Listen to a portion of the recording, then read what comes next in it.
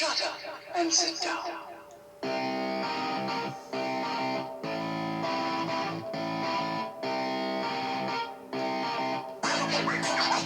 Good evening, everyone. Welcome back once again to Vicious Rants. And I am your host, Mr. Main Event himself, the often imitated, never duplicated Superstar Vicious. And gonna go over Raw this week was in Laredo, Texas. But before we do, the big news that broke earlier in the week prior to the episode, it was that time of year, the post-WrestleMania cuts, and well, it was sad to see a lot of names. It was some of the LFG and NIL names, but the big ones that really stood out were Aleister Black, Zelina Vega, Andre Chase, and Kairi Sane. Those ones, as well as the Wyatt Six, and it sucks. There's no other way about it. It always sucks when you get told that you're fired from your job. No ifs, ands, or buts. Honestly, all I can really say is I am personally hoping for nothing but the best for them in the long run. That said, though, this is also the worst time of year for me online because the post-Mania cuts always seem to bring out the most negative on people, and it just... Why? Why choose to be negative on it instead of just being like, dude, it sucks, I'm sorry, but I see nothing but potential and opportunity for you in the long run. Case in point, look at Matt Cardona. He got fired, busted his ass for 5 years, made a name for himself, and he came back. There's nothing saying that none of them could either. That's all I got to say about that. Now, with that said, now let's go and remind everyone how we pay these gimmicks called bills. First and foremost, we are WWE Shop affiliates. What that means is if you scan that QR code right up there on the screen or click the link in the description tab, it will take you to WWE Shop. You go and click the link or scan the code, make a purchase for whatever item your heart desires on there, and we here at the Vicious Studios receive a small nominal commission based on said purchase, and folks, it does help out with the show. I cannot stress that enough.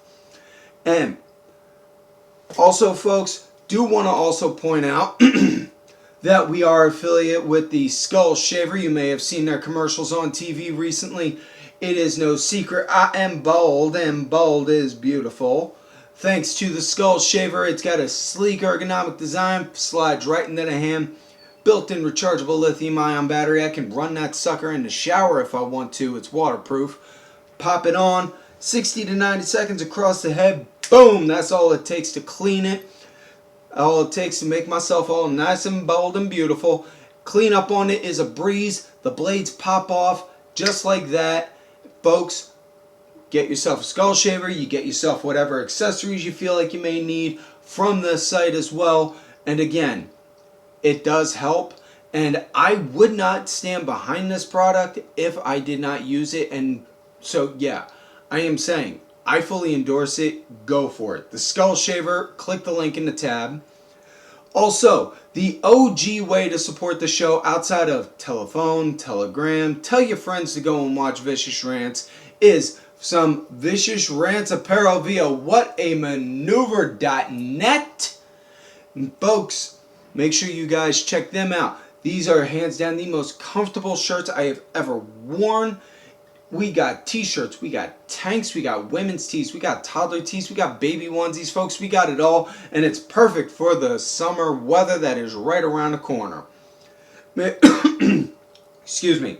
Make sure you check out the link in the tab for whatamaneuver.net.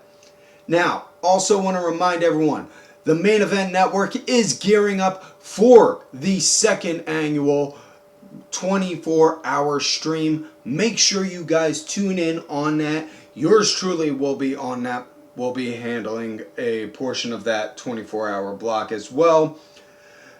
I cannot stress enough how much work and dedication we all put into this. If you guys ever want to be interested in talking to anyone from the Main Event Network outside of me, folks, by all means, check out the Main Event account, main event_net.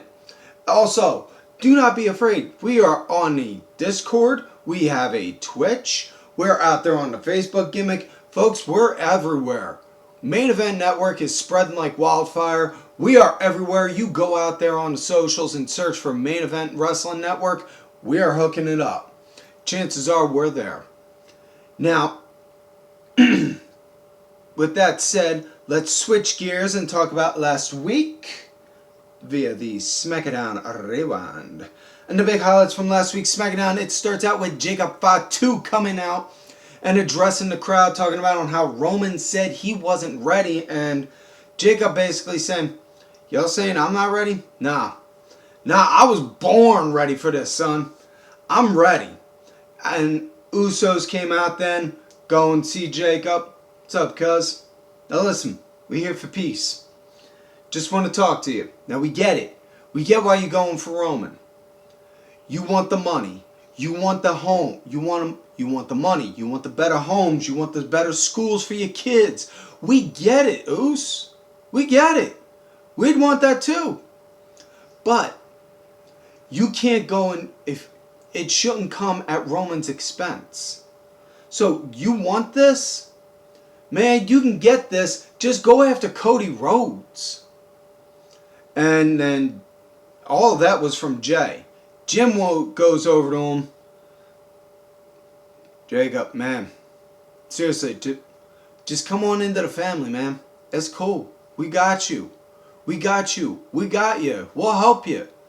You come in with us, we'll help you. We'll bring you up. Then out came the MFTs. Then Solo came in. Whoa. Hold on. Now think about this for a minute. When they were running Hot Shot and all, did they ever bother to call you? No. Did they ever bother to reach out to you? No. Who's the one that brought you here? Me. So Jacob, you want to go and take on Roman, by all means, go ahead. But you want to go and afterwards, make sure you remember who helped you get here. Tama Tonga steps in. Man, this is a waste of time. Seriously, this is a waste of time. You really think he's ready for Roman Reigns? Man, he ain't ready for Roman Reigns. He couldn't even beat you. And then Jacob Fatu popped Tama Tonga with a super kick and then looked at Solo. I'll come beat you.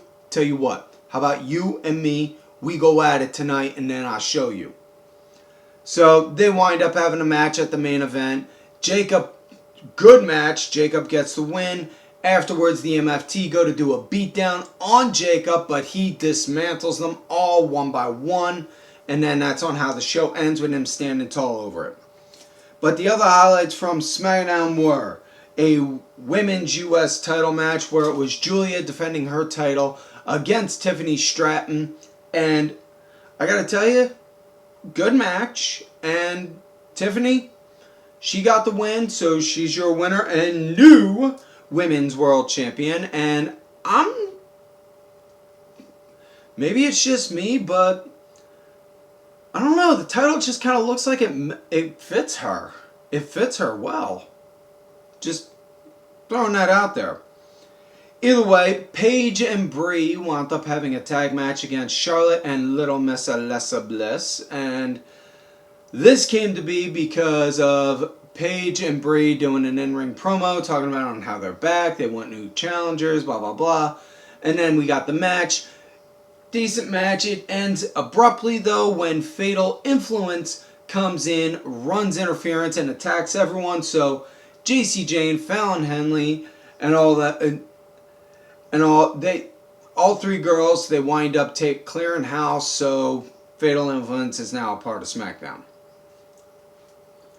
Then we had a tag title match with Priest and Truth defending the titles against the MFTs, Tama Tonga and JC Mateo. And Priest and Truth, they got the win. We also had Danhausen going up against The Miz. And Danhausen won, much to no surprise. And if you do not believe in Danhausen, then you are cursed. Anyways, love that Danhausen. Rhea Ripley wound up having an impromptu match against JC Jane because Rhea came out to address the crowd on how she's now the new WWE Women's Champion, and then talked about on how Fatal Influence came out, ran interference in a match earlier, and then JC said, you know what, I'm here, but I just want you to know, I'm coming for that. And then Nick Aldis said, hey, you know what, you want to make a challenge, I say we have a non-title match now. So we got the match. Good coming out match for JC. It ends in a DQ though when, again, Fatal Influence comes in. They stop Rhea from hitting Riptide. They go and beat her up. It's a good way to help make Fatal Influence look good, look dominant and strong. I'm not going to argue. And then, yeah, that's honestly all the highlights from SmackDown. So with that said, let's get into this week's show, Raw in Laredo. It starts out with Seth Elizabeth Rollins, because his middle name is not frickin' damn it, coming out, addressing the crowd, and then asking for Braun Breaker. The big bad booty nephew himself comes out and then gets in his face, and he just says, Braun, I offered you the world. I called NXT and I asked Shawn Michaels personally, give me somebody to work with. He gave me Braun Breaker. He said, I got Braun Breaker. Perfect. Next thing you know, I called him and said, next thing you know, I go to bring you up. I give you the world. I give you every opportunity. I said that within time, you are going to be the next big money-grabbing WrestleMania main event attraction. And what do? You stab me in the back. I'm not going to go for blood. I'm not going to hit you or nothing. I just want to know why. And then Braun basically saying that him and Reed were basically just meant there to be stooges, stand behind Seth while he said he was a visionary, a revolutionary. He's Seth freaking Rollins. And he was sick of it, so he decided to say, and reiterated, Seth, I hate to break this to you, but I was already on a path of becoming of superstardom before I started working with you. Now that I'm not working with you, I'm still on that path. So, watch yourself because you're in my way. Then Seth issues a challenge to Braun for a match. It gets made official, so we're going to have Seth versus Braun Breaker at Backlash. Cool. And then, yeah. So, let's get into the first match of the night. It was Penta VS going up against Rusev. Good, nice, solid action at the start with Rusev leading right up into the commercial break. Penta leading post-break. Now, all ego, Ethan, was sitting ringside watching the whole time. Penta winds up getting the win, though, doing a quick schoolboy roll-up, but normally I'm not a fan of roll-ups. Y'all know me well enough, you know. My view on roll-ups, death to roll-ups, right? However, Penta made this one actually look legit believable because he didn't just schoolboy and hook the leg. He schoolboyed, rolled over, put his body over the legs, and then put his hands on Rusev's shoulders, which, to me anyway, that made it look a lot more believable because Rusev's about 270, 280. Penta, he's roughly about my build, maybe 180-ish, push like around 200. And yeah, there's no way he would have been able to just hold him down just by scooping a leg. It just, again, small little details in that sense of realism makes the world to me. Anyways, he got the win. Afterwards, then Rusev and Ego proceeded to do a 2-on-1 beatdown. Then he got saved by the young OG Javon Evans, who helped clear the ring. So, I don't know about y'all, but I sense a tag team match coming up in the future, players. Next up, we had the man, Becky Lynch, going one-on-one with Iyo. And this came to be because Becky issued an open challenge for newcomers and new challengers. Iyo came out and said, I'll challenge you. Becky, obviously, in a very heelish way, laughed it off and said, I wanted new challengers. I've already gone against you. Shoo fly, don't bother me. And then Adam Pearce, Scrap Daddy, came out and said, no, hold on now. We have Becky, we have Iyo, and we're in Laredo. Why don't we get this going? Referee, come on down. So we get the match. And Becky versus Iyo, let me get a bucket of popcorn. Okay, I'm in. Really good. Iyo wound up going right from the start and swinging right at the start. And Becky, she was leading the pace though. And Iyo, though, I got to give her credit where credit was due, man, because the way she was fighting in this match, it was just like, wow.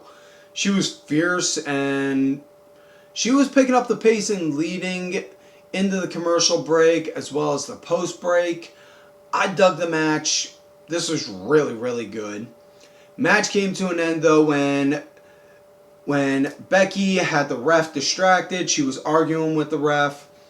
And then Asuka came out, tripped Iyo, slid her back into the ring. Becky then scooped her up. Manhandle slam for the 1, 2, 3, your winner. And your winner, Becky Lynch. And afterwards, Asuka then proceeded to go and beat the crap out of Iyo Sky. They then later on in the show, they did officially announce Asuka versus Iyo is going to happen at Backlash. And no, I am not ignoring the elephant in the room. Yes, there were We Want Kyrie chants going on the entire time. And I can guarantee there is going to be those same chants at Backlash. Just you wait and see. So, with that said, next matchup we had, it was Rey Mysterio, whoop-de-fucking-do, going up against El Grande Americano. And this came to be because El Grande announced, for those who aren't following AAA, there is a pay-per-view they're doing at the end of May, and they have El Grande Americano versus the OG El Grande Americano in a mask versus mask match. Yeah. And he said the one way he wants to make sure he's ready for it, he wants to go against a luchador of legend. So he picked Rey Mysterio. Yeah, I'm not going to get into the reasons about what Rey for right now. Let's just say me and the Great Brown Hope in the Main Event Wrestling Network, we see eye to eye on this, and it's just like, man, fuck Rey Mysterio. Yeah, that's it. That's all I got to say about that. But as far as this match went, nice little bit of a technical start with the match. Rey was leading in the post-break, but at the end, Rey got the win because as El Grande went to go get the plate to go load into his mask, the OG El Grande came out, distracted him, which gave Rey the opportunity to go and hit El Grande, knock him into the ropes, and then boom, pop him with a 619. I am so pulling. I want the original El Grande Americano to lose so desperately at that AAA pay-per-view. And for those that know, they know. Pimplina will be avenged. No doubt on that. Next up, we have Grayson Waller going against Femi, and